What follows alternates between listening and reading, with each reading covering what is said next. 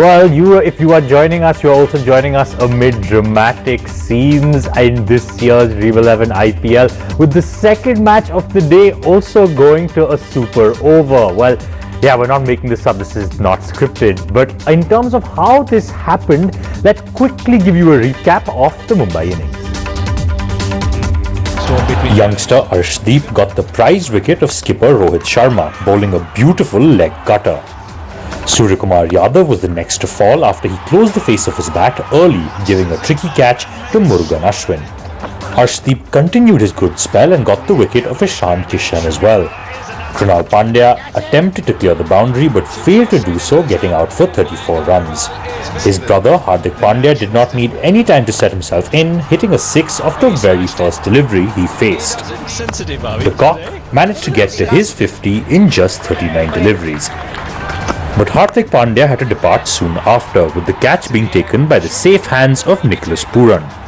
The Cock also fell as he could not clear the boundary, being caught by Mayank Agarwal. Kieran Pollard and Nathan Coulter-Nile formed a 57-run partnership in just 27 balls to help Mumbai reach a total of 176 for 6. Well, that's what happened in Mumbai's innings, but of course we cannot forget that KR Rahul definitely helped Punjab get to that total with his very good knock of 77. In fact, if we were to go ahead and pull up a stat, KR Rahul is someone who has himself been the first Indian to reach 500 runs in 3 consecutive tournaments. And KR Rahul at the end of the day is leading Punjab really well. As we are showing you, KR Rahul is the first Indian who's made 500 runs in 3 consecutive seasons.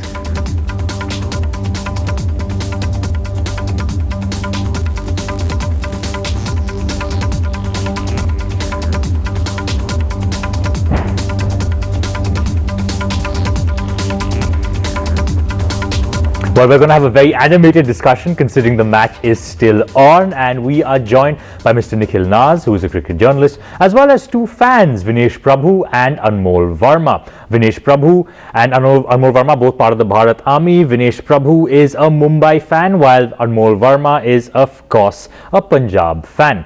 Now, obviously the match is still going on and we have no idea how this is going to end. 2 matches ending on a super over is kind of unheard of. Mr. Naz, of course, I'm sure we're all tracking the match while, doing this right now.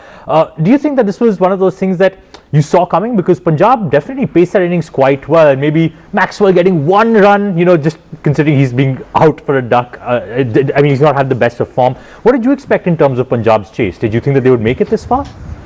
Well, I'll agree with you, Rag, when you say that I did expect this to happen, but that wasn't based on cricketing logic. It's just how the year's gone by. It is 2020, and I expected to see 2 super overs being played on the same day. If there was ever a year where this was going to happen, it was going to be, this particular year, and that's exactly what has happened. I mean, for fans, it's great to see 2 super over. Also tells you, that we've seen a change in trend now. If you remember the initial, 15 odd games that we had, and at that time batting first was like a must do and teams batting first were winning. But as the tournament is progressing, the last 7-8 games, if you were to see, teams batting second have now started to win, and then you've had now situations of 2 overs, which means the pitches are getting slightly better to chase now. Just looking at this particular match and why it went to a super over, you'd have to say that Punjab were favourite with 8 wickets in hand, 8 overs to go, 9 runs and over. You'd have to put your money on Punjab reaching the target quite comfortably. But I think the master stroke really came from Rohit Sharma to have got Jasprit Bumrah to bowl that 13th over. Most captains would have gone for the conventional approach of saving him for the death overs. He didn't do that, brought him on in the 13th over. He got dividends out of it when Nicholas Pooran was out, and then also there when he got him back in the 16th over, again getting a very crucial wicket of KL Rahul. So I think unconventional sort of captaincy from Rohit Sharma. I'd say aggressive captaincy from Rohit Sharma, and that's what's resulted in this one going to the super over. No, definitely. It is a nail-biting scene. You're completely right. Jasprit Bumrah spelled, his breakthroughs were key. Vinesh, coming to you as a Mumbai fan, I'm sure you were sweating quite a bit with KL Rahul at the crease, and were you really surprised to see Rohit Sharma's very key choices in choosing his bowlers? He actually did a really good job in choosing set bowlers, be it Chahar, who took again key wickets, and of course Bumrah always coming through. I think Rohit Sharma is always spot on with his captaincy, and today also what we saw in the game is an example of that. I mean, getting Bumrah in the 16th over just to take KL Rahul's wicket, but he couldn't take it. But he, in a way, put pressure on KL Rahul, and then ultimately he went on to take the wicket. So his choices, his bowling choices were really good, and at the end you can see we managed to end the match in a tie. Now it's super overtime. So fingers crossed. Let's see how it goes. Yeah, I mean, fingers crossed, of course, for you. But on more, we have to talk about Punjab. Punjab came into this, this match as the underdog. Mumbai definitely looking one of the strongest teams in the tournament. But Punjab played really well, be it even their bowling, which actually was pretty good, but their batsmen really shine through today. But were you expecting somebody like a Maxwell to contribute at least now, finally? Because I feel like his time is running out.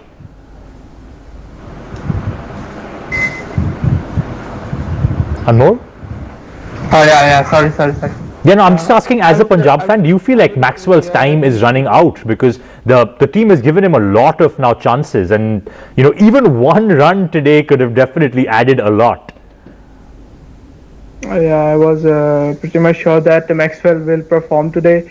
It was very disappointing to see Maxwell struggling for his form, and it would be harsh to say that we would now somebody should take the place of Maxwell. No, I think these are hard questions to ask. We'll come back to you, Mr. Naz. Do you think that, considering this was a clash between the top of the table and the bottom of the table, do you think that Mumbai kind of underperformed today, or was just Punjab readily on their A game? To begin with, one thing that we've seen with Mumbai, Rag, this time around is that their top order has done rather well, and that was one change. Of course, Quinton de Kock got you the runs, but then after that, you had a bit of a lull in those early wickets that Punjab picked up. I think that really set Mumbai a bit back, and then you'd expect the likes of Hardik Pandya to come and explode. That didn't happen, so you had to wait for someone like a Pollard to do it, Nathan Coulter-Line to do it, and then when they reached 177 odd, you would have thought that that's a very, very competitive total. But now, ever since they've got Chris Gayle, Kings 11 Punjab, the batting order started to look more round, a bit more balanced, and that is what happened today. The openers have been doing well. Mayank Agarwal couldn't get you too many runs, but KL Rahul has been this consistent batsman, as you showed the stats as well, getting 500 runs season after season. That's never happened. So you know that he's going to be consistent. He's going to hold one end up, and then you need other batsmen to chip in, and that's what, Chris Gayle contributed. Nicholas Pooran contributed beautifully. Huda, who had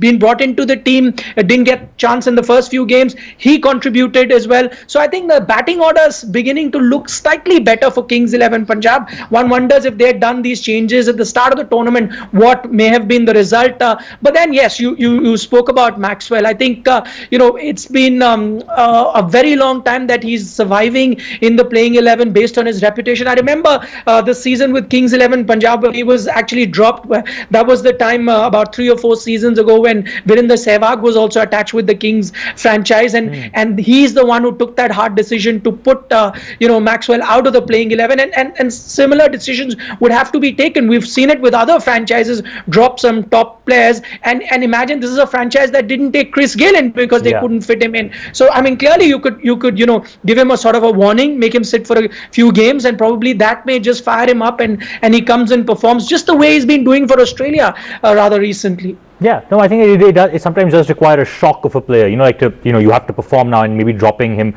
does create that shock. Now, Vinesh, coming to you again, as a Mumbai fan, this loss probably is not going to hurt you as badly as it is to Punjab. Punjab's playoff chances are on this match. It becomes very hard for them to make it through if they lose this. But if Mumbai loses this, what are some of the takeaways that you'll see as a Mumbai fan that you'd want, Mumbai to work on?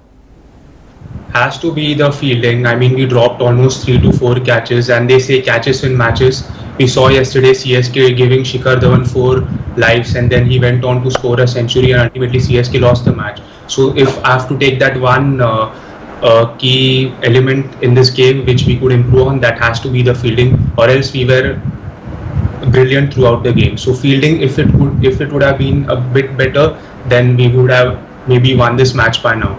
Yeah, I mean, yeah, I think you make a valid point. The fielding was, I mean, they did drop quite a few catches. Anmol, as a Punjab fan, it's kind of do or die for you.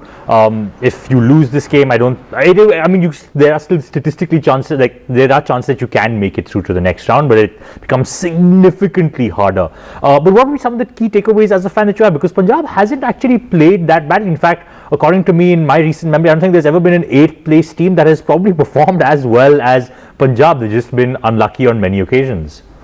Yeah, I would say I would start with they had brilliantly performed starting with the bowling.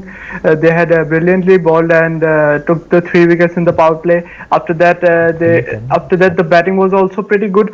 Then I would say that nothing made much a difference than Deepak Hooda running the last run, getting up the rounding off. That made the difference of the 1 run. If he could run straight, we could have won the match till now. Yeah, no, definitely. I mean, it is something to look at, considering Punjab is sadly last. But come back to you, Mr. Naz. If Mumbai wins this, and it's looking like they might win it in the end. They go to the top of the table. Who do you think is actually the team that can challenge Mumbai? Because in terms of well-rounded teams, we see that Delhi, of course, is challenging them. They lost, but Delhi has a much stronger, bowling lineup as compared to the batting. But it seems like Mumbai has everything. Maybe their fielding leaves something to be desired, but that's just been this match. Well, absolutely. If you were to ask me even before the season started, which is that one standout team in this IPL, I'd had to pick Mumbai Indians. It's just take a look at the team that they've got together. They've performed year after year. They have the experience of winning the IPL. I mean, Delhi Capitals as well, as you're talking about, another team that looks very good. But the only thing that goes against them is not having the players or the pedigree or that sort of performance that they've had to win an IPL title. Now that counts for a lot, especially when you get to the business end of the tournament. Initially finishing top 2 does give you 2 chances, but it's really that experience that comes into play, and which is why I'd put Mumbai Indians slightly ahead of Delhi Capitals at the moment. I mean, the joke on Twitter or social media at the moment, Rag, is that why not just have the IPL finals right now? Let's take Mumbai Indians and Delhi Capitals and just play the IPL finals, because these two are definitely looking like the standout teams. However, if there's one team that would like to object to this, would be Royal Challengers Bangalore. In fact, just an hour ago, I saw Yuvraj Singh tweet about how Mumbai is looking very, very good. They should be playing the final. And then Yuzvendra Chahal jumped in and said, so should we as Royal Challengers Bangalore go pack our bags and go home? And then a lot of fans responding to that and saying that no, I think if there's one team that can upset either Mumbai or Delhi Capitals, it could be RCB. They could be the dark horse. So I think these 3 teams are still in the mix, and we'll have to wait and watch who the 4th team is going to be to make that playoff. But right now, you'd have to see. If I had to pick one team most favorite to win, I'd go with Mumbai Indians. Okay, Vinesh, I'm sure you are thrilled to hear that. I mean, as a Mumbai fan. But again, I mean, same question to you. What's a team that scares you, that that you would not want to face maybe in your first match in the playoffs? I think Delhi Capitals, because they have finally got their combinations right this year. I mean, their pace attack is really good. Their top order is firing, and their middle order is also very lethal. So I think Delhi Capitals, and also RCB in a way is got their combination right this year as well. So maybe RCB and Delhi Capitals. But if you want me to choose one, then it has to be the Capitals. Okay, that's fair. Anmol, I have to come to you. Punjab's season might be in not the greatest situation, but there's something I've been asking some fans who've been coming on the show. I'd like to ask you, if you could take one player from Mumbai right now and trade one player from Punjab, who would you do? Well, who would you take? I would take Pollard from in place of Maxwell. And you would probably give up Maxwell, I'm assuming. I mean, I don't know whether Mumbai wants him, but I'm assuming that would be the trade that you would that you would suggest. No, I understand that, because I mean, it begs the question of what Punjab's future looks like. I don't think they've had a bad IPL this season. I mean, coming back to you, Mr. Naz, I think I made this point in the beginning that I don't think any 8th place team has looked this good. I don't think any 8th place team has had the orange cap holder number 1 and number 2. So clearly they're doing things right. It just seems that they can't be finishing off in there. Like, they just don't know how to finish their games. Yeah, I think this is a common thread that you will see with most teams that don't perform in the IPL, and I think the one word that really binds them together is uncertainty. And you'll see it with teams that come very close and don't win, are the teams that are very uncertain about their strategy, very uncertain about the playing 11 that they have. These are the teams that will consistently keep making changes to their playing 11, keep changing their strategy, how you should approach the batting, should you fire at the beginning or be conservative, or do you change things in the middle order? Now these are the teams that I find are confused teams, and which is why you'll see confused teams not doing very well. Now which are the teams that do very well in the IPL? Mumbai Indians have got the best record. Why is it? Because they stick to a formula. There have been times where they've just made it to the playoffs by the skin of their teeth just at the last moment, yet they don't waver from their one formula that they've got. They believe in that process. So these are the teams that will do well. Teams that are very always changing, not very sure of what things they have to do, and that's the kind of feedback I've also got from Kings 11 Punjab. If I could just quote one example, during the lockdown I did a few interviews with cricketers, and one of them was Yuvraj Singh, and I asked him, tell me that one franchise, because Yuvraj, as you know, has played for many franchises in the IPL, he's moved around, and I asked him, tell him one team that you really didn't enjoy spending time with, and he said Kings 11 Punjab. And I asked him why. He said because they're not really sure what they want. In the auction they're confused. When you start playing with the team combination, they're confused with the kind of strategy that you go into the field, and that actually boils down to the management that you have. If you have a management that lets players, coaches do their job and gives them a free hand, those are the franchises that end up doing well. Chennai, again, a case in point. Why does it do well? Because everything lies with MS Dhoni. It's his vision, he follows that, and there's consistency, which is why they do well. And that's one major reason why you've seen Kings 11 not really do well in IPL over the years. Okay, well, thank you for that insight. I think that you are right. I think it is about not many people to look at how a franchise is managed and how that leads to their success. I think that's a very valid point.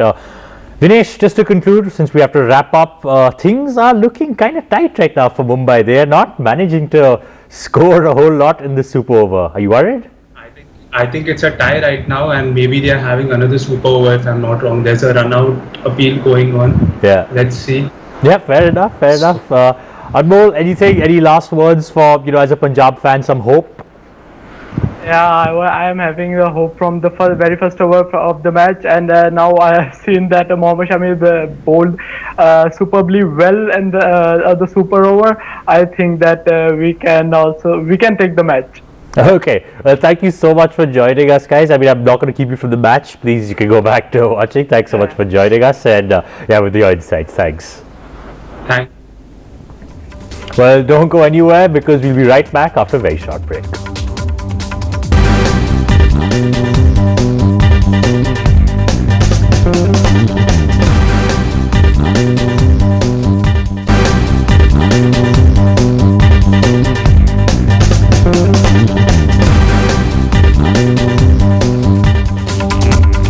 Well, welcome back to Turning Point. If you are here, then that means you are again here for me to inform you that there is a second super over going on, because both teams tied at 5 runs apiece, losing 2 wickets and 1 wicket respectively. So we're in it for a second super over. This has of course been a day of super overs, considering the first match went to a super over. And now the second match has gone to its second super over.